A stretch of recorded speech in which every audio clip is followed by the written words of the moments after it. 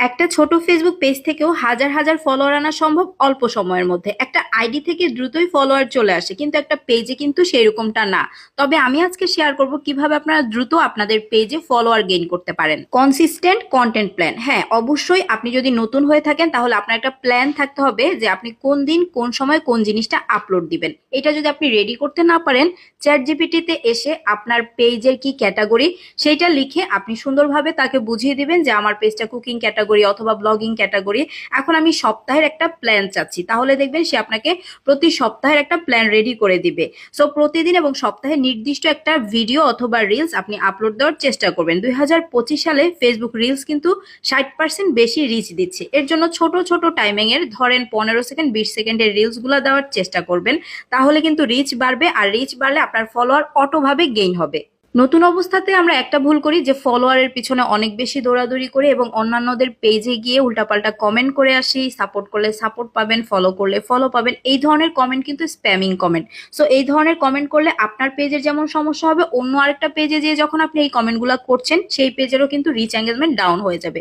So শুরুতেই এই ভুলগুলো একদমই করা যাবে না। এছাড়া অনেকে আছে ফলোয়ার কিনেন বা ফেক ফলোয়ার কিনেন, এগুলা করলে কিন্তু আপনি কখনোই মনিটাইজেশন পাবেন না। সেই জন্য কখনোই আপনি ফলোয়ার কিনবেন না বা আপনার পেজটাকে বুস্ট করাবেন না। যদি একবার আপনার পেজ বুস্ট করান, সেক্ষেত্রে কিন্তু ওই পেজে মনিটাইজেশন পাওয়া খুবই ক্রিটিক্যাল হয়ে যাবে।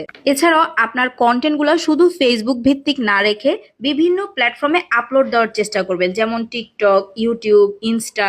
বিভিন্ন প্ল্যাটফর্মে যখন আপনি আপলোড দিবেন, এতে করে আপনার কন্টেন্টের একটা ভ্যালু বাড়বে। আর বিভিন্ন জায়গা থেকে যখন আপনার ভিউ আসবে, তখন ফেসবুক অ্যালগোরিদম আপনার ওই ভিডিওটা সাজেশন লিস্টে নিবে বা ফর ইউতে নিবে। এতে করে আপনার ফলোয়ার গুলোও কিন্তু দ্রুত চলে আসবে। এছাড়াও ট্রেন্ডি এবং ভাইরাল টপিক নিয়ে কাজ করার চেষ্টা করবেন, তাহলে দেখবেন দ্রুতই আপনার পেজে ফলোয়ার চলে আসছে। এরপরে আপনার পেজটা আপনি নিজে মাঝে মাঝে ভিজিট করবেন। আপনার পেজের কোন কন্টেন্টগুলো সবচেয়ে ভালো ভিউ আসছে বা এঙ্গেজমেন্ট হচ্ছে, সেই ধরনের কন্টেন্ট রিপোস্ট করার চেষ্টা করবেন। তবে সেম টু সেম কপি করবেন না।